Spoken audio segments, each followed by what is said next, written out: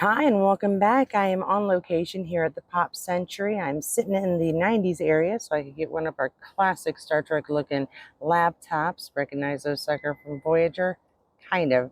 Not what it's here for. It's for Disney, but it still reminds me of those fantastic laptops they were walking around in the Delta Quadrant with. So I thought this would be an appropriate spot to begin our standout scenes for our Star Trek Strange New World Season 2, Episode 6. And so I am going to start off with our standout scenes for this episode. I thought it was an interesting beginning to have them at a deuterium filtration plant, sort of, in the sky in space. And they're having trouble getting it up and running. And so the Farragut and Enterprise are there lending a hand. And some problems arise. We've also got an unknown alien causing some sort of havoc with Uhura, and Uhura is not the only one affected, which is a common theme when we have these kind of stories in Star Trek, but I'll get to that again later on. So for my first standout scene, I've got Uhura shooting down Kirk at the bar, which is a surprising moment, I think, for himself, although that's not what he was doing. I think the surprised look was more of an insult. That's not what he meant at all.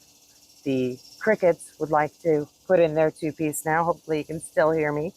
I think it's funny how surprised he looked. And it was an interesting way for Uhura to make a friend, basically shooting him down, insulting him.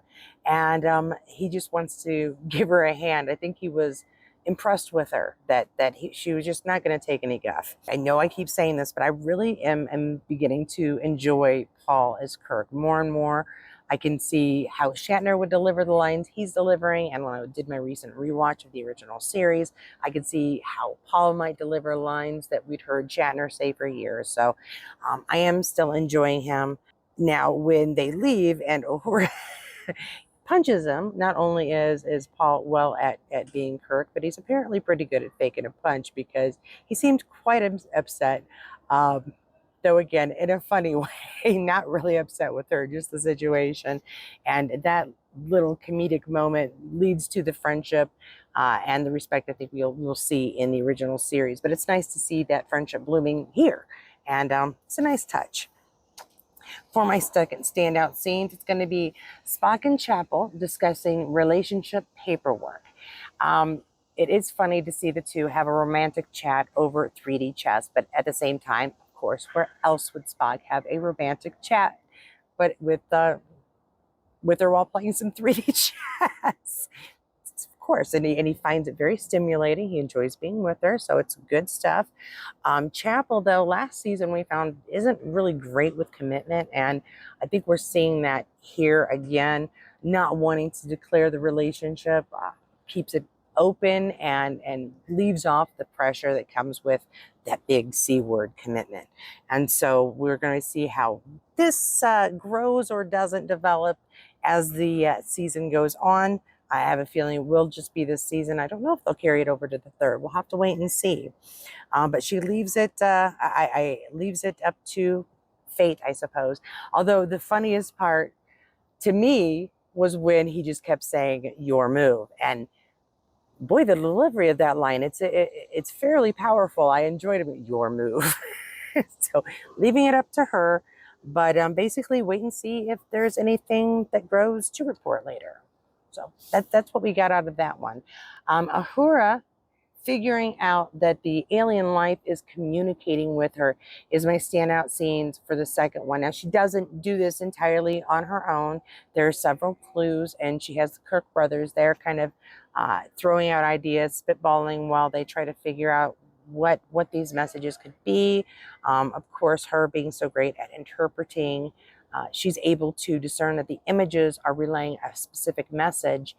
And again, between the three of them, but with Uhura in the lead, they're able to figure out what the aliens are communicating. And this is where that throwback, the oh my goodness, this usually happens in a Star Trek episode. When one crew member is affected, they have to have somebody else affected somewhere else to kind of link the symptoms and help them draw conclusions. We get that with Ramon and Uhura. As Ramon, of course, not going to survive the episode, he does provide clues that help Uhura and the Kirk brothers come to their conclusions, figure out what's going on. And much like the but the TNG episode where Diana was able to empathically catch messages because of her Beta Z half, what was it, 2 moons circling to get the element necessary to create an explosive reaction so that the 2 ships trapped in that space could get out. We are getting that kind of communication that's cryptic, but the alien life is not there to harm, to hurt.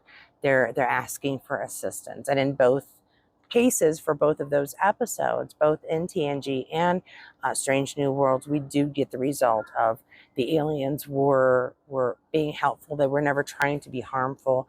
The symptoms, the painful symptoms, were a side effect. And once they are taken care of, all is good in the world. We did get some great Hemmer moments because of this, and I will get to that some more in a little bit as well. But that was watching them work together and figure it out. It's always nice to see when they show the crew meshing.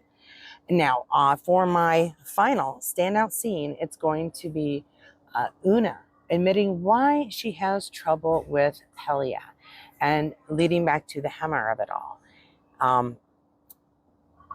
We could see Una and Pelia just rubbed each other the wrong way, and Una plays it off as she got a low score in Pelia's class back in the day, but that is not the case. Pelia is a constant reminder that Hemmer, a character that we all loved and a crew member she deeply respected, is gone. And having her replace him is not a happy thing. It really hasn't been a happy thing for any of us. Carol Kane had some big shoes to fill because Hemmer was such a fantastic character. I always loved the Andorians, and to have an Enos come was just a fantastic way of expanding our knowledge of Andorians. We met them a little bit on Enterprise, but to really truly get to know one was just a rarity, and to get rid of him upsets all of us. And I think Una expressing that is Star Trek's way, or the creator's way of recognizing that we're all kind of pissed. We're all kind of upset about that situation. See, I corrected myself. I don't think, probably won't cut it. But I thought that was a nice touch to recognize that we're irritated and to let Una say all the things that, quite frankly, we'd really like to say. All right, and that takes us out of our standout scenes and brings us to our honorable mentions. For my first honorable mention, it is going to be Fleet Captain Pike and that very special badge that he got. I didn't know if you noticed that, but I thought that was cool. It's got the black background and lets the Starfleet emblem kind of pop out a bit more. It reminded me for a minute of when they updated the Flash emblem on his chest, so it's second or third season of Flash. So yeah, I thought that was a nice touch to recognize him as he's the fleet captain. Good stuff. The second honorable mention is the belief in Uhura's crazy theory. And we have both Kirk and Pike strongly believing that Uhura is being very forthright about what's happening to her, that she really is seeing visions, that it's not just crazy hallucinations or deuterium poisoning, hallucinations caused by the deuterium poisoning. It's sincerely happening to her. Spock and Chapel in the beginning, not so much. I thought that was a funny touch. They're just like, oh, yes, it's classic. You're fine. You'll be great. But Kirk, of course, takes her very seriously right at first. He believes that she believes it. And then eventually when Pike finds out what's going on, he has a lot of faith in what she's saying. And I think that is an important aspect. When the insanity happens, there's almost always somebody there to go, okay, let's go checking into the insanity, because we're in space and crazy stuff happens. My next honorable mention is the relationship of the Cook brothers. Now, as an older sibling with one younger sibling, I understand this relationship all too well. It is deep love, deep respect. You will always hold each other up against anybody else. But when it comes to each other, occasionally you bump heads, you lock horns, and occasionally have different thoughts and opinions on who's successful, what the goals for success are. My sister and I have very different lives, much like the Kirk brothers. And so for me, I was able to relate to that relationship, not in the same way. We aren't like, I'm the captain and she's not yet or anything like that. We have very different goals in life, but the measure of success when we were younger, it could be a little disheartening. And it was nice to kind of be able to relate to that on screen. Now, for my last honorable mention is going to be the last scene, that pull away with Uhura, Spock, and Kirk at the bar. Of course, Uhura and Kirk invite Spock to join them when they are a little irritated with the other brother. But it was that moment was so nostalgic and just perfect for an ending of really any of these episodes. But you really felt it because Kirk's on. He had been helping Uhura. Spock's dealing with his own issues. But to have that pull away with them, it does again foretell the future. And it was just a really, really nice moment for us long-standing, forever kind of fans. Now, in closing, what did I think about the episode? This is an actual thumbs up. I am used to be a decent artist, but I've never been good with markers. This was a good episode. I thought it was about loss. We touched on the hammer of it all quite often. It was so nice to see Bruce again, but it was also a little heartbreaking because we weren't really seeing Bruce. We were seeing memories of him. And as much as it's nice to see him, it's sort of like, and we won't see him next week. So it's kind of depressing at the same time. But it was also about Uhura making her mark in her career, not necessarily just on the Enterprise, but she had found out how to communicate with these new aliens. And Sam is now going to be able to write a paper about a discovery of new aliens, which is great for him. So I think we got to see a lot of little things move things forward and got to see Uhura establish herself as a vital component, a vital member of the Enterprise. And this odd and unexpected relationship between Chapel and Spock. I'm enjoying it, don't get me wrong. And I can see how it's going to come back around to the relationship we see in the original series.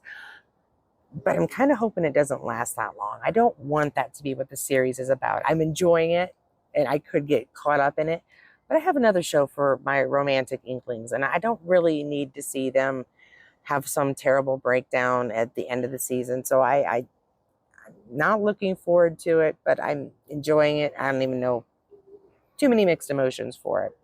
I do wish there had been a little bit more about La'an and Kirk, but there wasn't really enough to discuss here. There's a little bit more of an expansion of their current relationship, but La'an is still left in this state of remembering without really being able to share any of it at all. And so she has this relationship with Kirk. He's just unaware of it, and it puts them in an odd position. But it was nice that he shared a story. And so it might bring them back to having a friendship, which I do want to see in the future. And that is what I thought of this episode. Now, if you wanted to share your thoughts, please do so in the comments below. If you enjoyed this review, please go ahead and like, subscribe for more normal ones. Well, someday, not anytime soon, apparently. And we will see you. If you would like to check out any other Star Trek content, just check out one of these videos coming up, and I'll see you there.